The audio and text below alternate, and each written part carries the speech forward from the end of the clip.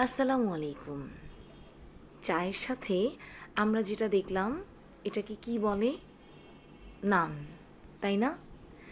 আপনারা কি শুনেছেন এমন কাউকে বলতে যারা এটাকে নান রুটি বলে? আমি তো শুনেছি কোন অঞ্চলের মানুষেরা এই নানকে নান রুটি বলে, ওই অঞ্চলের নামটা উল্লেখ করে আমি তাদের হাতে মাইর খেতে চাই না। আসলে নান রুটি মনে হয় বলার দরকার নাই, নান বললেই হয়। আর এই নান বানানটা হবে NAAN, নান। আর রুটি যদি বলতে চাই আমরা আলাদা করে ROTI এমনটা বলতে পারি। তবে এই খাবারকে রুটি বললে সেটা মানাবে না, এটাকে নানই বলতে হবে ইংরেজিতে। এই নান কথাটা বলতে গিয়ে আমার আরেকটা শব্দের কথা মনে পড়ে গেল, যে শব্দের উচ্চারণটাও নান কিন্তু বানানটা ভিন্ন। এরকম একই শব্দের ভিন্নার্থক প্রয়োগ হলে ইংরেজিতে এটাকে হোমোফোনস বলে।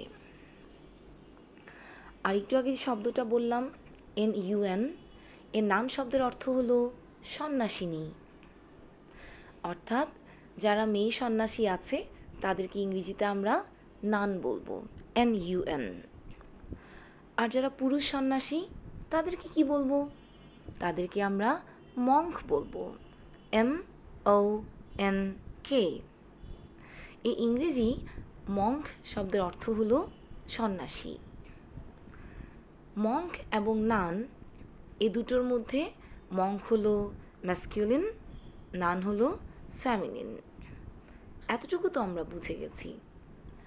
এই দুটা নিয়ে আলোচনা করতে করতে আমার একটি প্রবাদ বাক্যের কথা মনে পড়ে গেল, অধিক সন্ন্যাসীতে গাজন নষ্ট, too many cooks spoil the broth. এর মানে হলো ব্রথ মানে এক ধরনের ঝোল তরকারি বা কারি। অনেকজন রাঁধুনি মিলে যদি একটা ব্রথ ক্রিয়েট করে তাহলে ওই খাবারের স্বাদটা আসলে বিশেষ একটা ভালো হয় না, কারণ এক একজনের টেকনিক তো এক এক রকম রান্নার, তাই না? তো একটা রান্না নিয়ে যদি সবাই ব্যস্ত হয়ে যায়, সবাই যদি ইনভলভ হয়ে যায় একটা রান্নায়, সে রান্নাটা তো খেতে ভালো হয় না। তাই বাংলাতে বলে অধিক সন্ন্যাসীতে গাজন নষ্ট, ইংরেজিতে বলে too many cooks spoil the broth. আচ্ছা, আমি যখন বিভিন্ন খাবারের ভিডিও দেই তখন অনেকেই আমাকে জিজ্ঞেস করে, ম্যাডাম কার সাথে খেতে গিয়েছিলেন? আমি যার সাথেই খেতে যাই আপনাকে কেন বলবো? মানুষ তার প্রিয় মানুষদেরকে সাথে নিয়ে খেতে যায়। আমিও আমার একজন প্রিয় মানুষের সাথে খেতে গিয়েছিলাম। প্রিয় মানুষটাকে সেটা তো বলা যাবে না, প্রিয় মানুষের একটাই নাম, প্রিয় মানুষ। আপনারাও আমার প্রিয় মানুষ। ভালো থাকবেন সবাই। আসসালামু আলাইকুম।